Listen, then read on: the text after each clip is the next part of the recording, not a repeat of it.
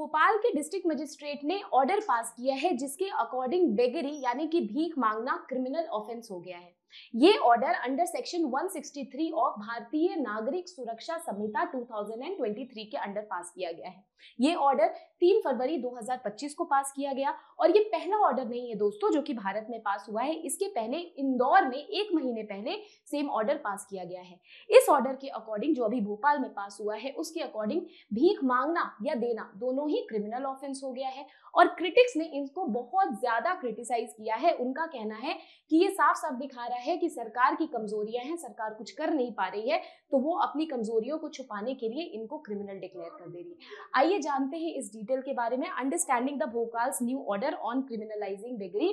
तो अगर इनके बारे में बात करें तो भोपाल ने क्या किया है, भोपाल ने इंदौर की तरह एक्ट ऑफ गिविंग को या फिर बेगरी को क्रिमिनल ऑफेंस यानी अब भीख देना भीख लेना दोनों ही क्रिमिनल ऑफेंस हो गया है। और ये डिस्ट्रिक्ट कलेक्टर ने ऑर्डर को इशू किया है कि अगर कोई भीख देगा या कोई भीख मांगेगा तो इन दोनों के खिलाफ क्या इशू होगा, दोनों के खिलाफ एफआईआर जारी हो जाएगी, एफआईआर रजिस्टर हो जाएगी और ये एफआईआर रजिस्टर होगी under section 223 of Bharatiya Nyaya संहिता 2023।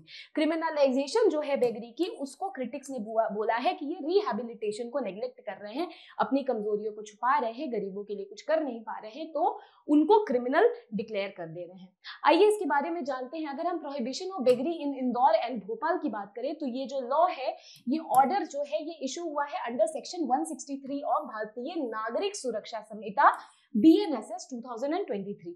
अगर मैं आपको BNSS 2023 के बारे में, इस ऑर्डर के बारे में बात करूं तो ये ऑर्डर 2 महीने तक के लिए फॉर द कंटिन्यूअस 2 मंथ, मतलब 3 फरवरी से हुआ तो 3 मार्च 3 अप्रैल तक ये वैलिड रहेगा। इन 2 महीने में भोपाल में कोई भीख नहीं दे सकता है, ना ही कोई बेगरी को अंजाम दे सकता है, ना ही कोई बेगरी कर सकता है। लेकिन अगर ये 2 महीने बीत जाते हैं इसके बाद इस ऑर्डर को 6 मंथ्स के लिए एक्सटेंड किया जा सकता है। ये चीज है, इसको याद रखना। और इसका जो पर्पस है ये है ऑफिशियल ऑर्डर इशू करना कि अर्जेंट केसेस ऑफ, अब ये जो सेक्शन 163 की जो ऑर्डर जिसके अंडर डिस्ट्रिक्ट मजिस्ट्रेट के पास या फिर उनके सबऑर्डिनेट मजिस्ट्रेट के पास ये पावर होती है कि वो ऐसा कोई भी ऑफिशियल इशू ऑर्डर कर सकते हैं जो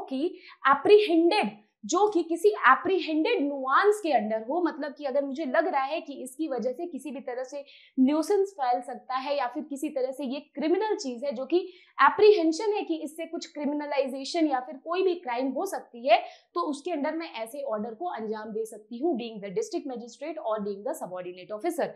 coming on to the next, penalty for disobedience. Section 223 I told you of Bharatiya Nyaya संहिता ये कहता है कि अगर आपने इस ऑर्डर का पालन नहीं किया तो पहला तो कि आपके खिलाफ एफआईआर जारी हो जाएगा। एफआईआर रजिस्टर होने के बाद आपको 6 महीने की सजा होगी। एट द सेम टाइम 2500 रुपए आपको फाइन भी देना पड़ेगा या फिर आपको दोनों भी देना पड़ सकता है। और अगर डिसोबीडियंस अगर डेंजर टू लाइफ कॉज कर गई, अगर आपने किसी को कुछ दिया, आपने बेगरी को जो है वो प्रमोट किया और इससे अगर किसी की डेंजर टू लाइफ हो गई, सेफ्टी हो गई या इम्प्रिजनमेंट हो गई तो 1 साल के लिए आपको जेल भी हो सकती है और 5000 तक आपको जुर्माना देना पड़ सकता है। उसके बाद आप देखो कि फर्स्ट लॉ आखिर बेगरी की इंडिया में कब आई थी, तो फर्स्ट लॉ बेगरी की आई थी कब, बॉम्बे प्रिवेंशन ऑफ बेगरिंग एक्ट 1959 में। ये आया था इसलिए क्योंकि बॉम्बे में ये लॉ 1959 में आया था, जो कि देख रहे थे कि रास्ते पे बहुत सारे ऐसे लोग हैं जो कि मेंटली इल हैं, जो कि नॉन रिहैबिलिटेटेड है, रोड पे वो सालों साल से 10 साल से रह रहे हैं।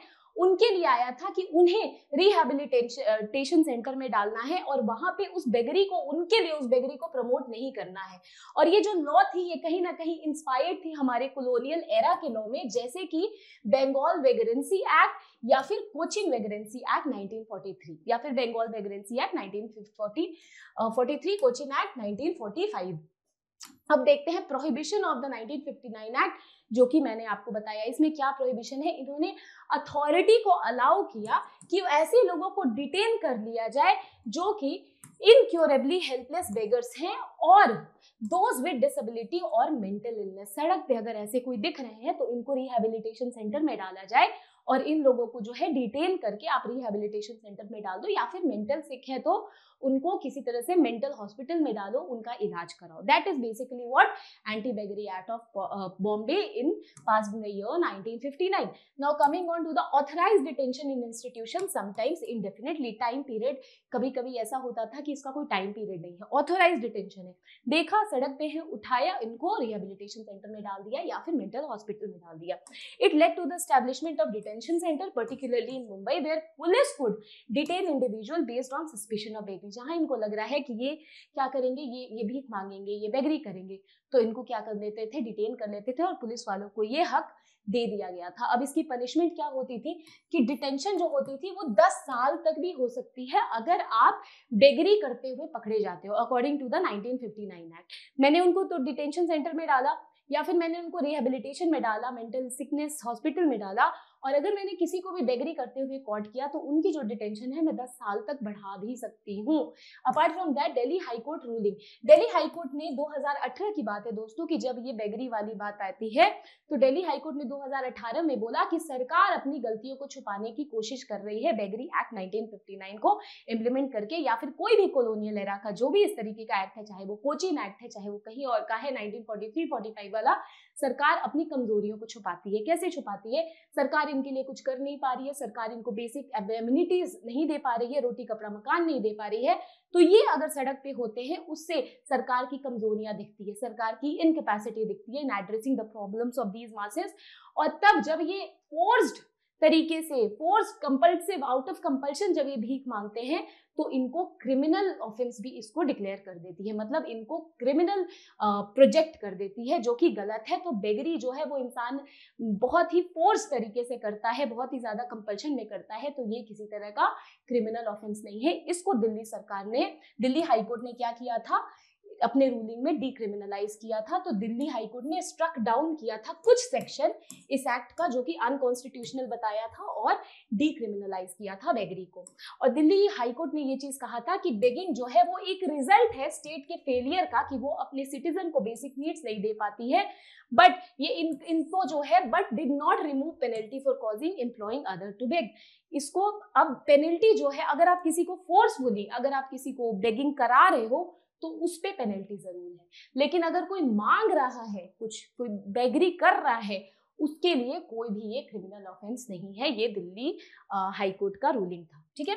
और करंट सिचुएशन क्या है कि बहुत सारे स्टेट्स में इंक्लूडिंग दिल्ली, महाराष्ट्र में भी तो कंटिन्यू है, बहुत सारे स्टेट में कंटिन्यूड है क्रिमिनलाइज, लेकिन बहुत सारे स्टेट्स में इंक्लूडिंग दिल्ली बेगरिंग जो है वो, बेगरी जो है कुछ सेक्शंस में वो डिसकंटिन्यूड है, डिक्रिमिनलाइज्ड है और वो अलाउड है। बट कुछ स्टेट में जैसे कि महाराष्ट्र, बहुत सारे ऐसे स्टेट्स है जिसमें कि मेनली महाराष्ट्र की हम बात कर रहे हैं क्योंकि हमने अभी पहला लॉ भी देखा 1959 का, तो वहां पे बेगरी अभी भी एक क्रिमिनल ऑफेंस ही है which is based on the 1959 act, right? And there is no central law on begging. Begging में कोई सेंट्रल लॉ नहीं है, सारी स्टेट्स की अलग अलग लॉ है, लेकिन बहुत सारे स्टेट्स ने इसी तरीके के महाराष्ट्र की लॉज को अडॉप्ट भी की है। अब हम देखते हैं कि दिल्ली हाईकोर्ट रूलिंग की, तो उसने तो डिक्रिमिनलाइज कर ही दिया था। और person with destitution protection care and rehabilitation model bill, ये एक बिल आया था, person with destitution protection care and rehabilitation model bill 2016, इसने प्रपोज किया था, इस बिल ने प्रपोज किया था कि आप बेगरी एक्ट जो है उसको आप रिहेबिलिटेशन में आप क्या करो, फोकस करो। आप बेगरी एक्ट जो है, it propose replacing the beggary act with the focus on rehabilitation, कि जो भीख मांग रहे हैं उनको रिहेबिलिटेट करना हमारा मेन एजेंडा होता है और उस पे आप ज्यादा फोकस करो। एंड एट दैट टाइम इसने ये भी सजेस्ट किया था कि आप रिहेबिलिटेशन सेंटर एक एक डिस्ट्रिक्ट में लगाओ, जो भीख मांग रहे हैं, जिस डिस्ट्रिक्ट में आपको दिख रही है कि इस तरह की प्रॉब्लम है, बेगरी हो रही है या बेगरी कराई जा रही है, वहां पे उन लोगों को उठा के आप रिहेबिलिटेशन सेंटर में डालो और उनकी अच्छे से केयर करो, और वो इम्पोर्टेंट है। और उसके बाद प्री लेजिस्लेटिव कंसल्टेशन भी। अब क्या हुआ कि ये लॉ एक्ट नहीं बन पाया क्योंकि बहुत सारी कंसल्टेशन प्रोसेस की जरूरत थी जो कि स्टॉल हो गई, हॉल्ट हो गई। इसके बाद कौन सा आया? इसके बाद आया union ministry of social justice and empowerment. ये मिनिस्ट्री जो है, मिनिस्ट्री ऑफ सोशल जस्टिस, इन्होंने 2020 में प्रपोज किया कि जैसे कि बड़ी सिटीज जैसे कि मुंबई, इनको बेगिंग फ्री बनाया जाए। इनको बेगिंग फ्री आप कैसे बनाओगे? तो आप फोकस करोगे रिहेबिलिटेशन पे इंस्टेड ऑफ क्रिमिनलाइजिंग बेगिंग। जो डिटेन कर देते हो आप, और ऑल्दो ऐसा है कि they send these people to, some people to the mental hospital, some people to the rehabilitation, but mainly you should focus on rehabilitating them or putting them in the rehabilitation center rather than criminalizing the act of begging. उनको criminal मत घोषित करो, rather ज्यादा focus करो कि begging free कैसे हो, criminalize करके नहीं, बेगिंग फ्री हो रिहैबिलिटेट करके, ठीक है। और बेगरी एक्ट जो है remain in place despite this proposal. इस प्रपोजल के डिस्पाइट बेगिंग एक्ट जो 1959 बॉम्बे का है वो प्लेस में है, वो है, लेकिन कुछ चीजों में जो है बेगिंग एक्ट के थ्रू रिहेबिलिटेशन भी होती है, बट वो बहुत ही कम होती है। नॉट एवरीबडी, जो भी वहां पे भीख मांग रहे हैं उनको बेसिकली क्या किया जाता है, उनको एक क्रिमिनल घोषित कर दिया जाता है, क्योंकि वो जो है अपनी बेसिक नेसेसिटीज के लिए they are asking for something from somebody, which is not correct. Now mental health care act, mental health care act जो है 2017 में आया है। इसके पहले क्या होता था कि कोई अगर सुसाइड करता है, कोई अगर अटेम्प्ट करता है सुसाइड करने का, लेकिन अगर वो बच जाता है तो उनको जेल में डाल दिया जाता है, क्योंकि अटेम्प्ट टू सुसाइड और सेल्फ किलिंग जो होती है वो एक तरह से एक क्रिमिनल ऑफेंस थी।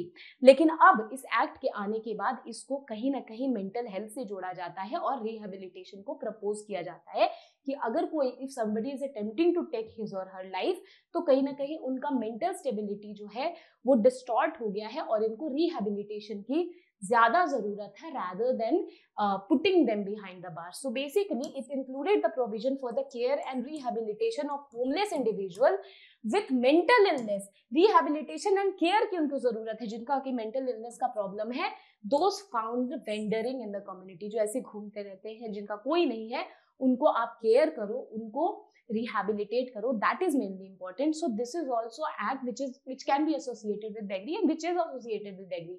We see people around us like this, then we can put them under the rehabilitation center. This is also the proposal.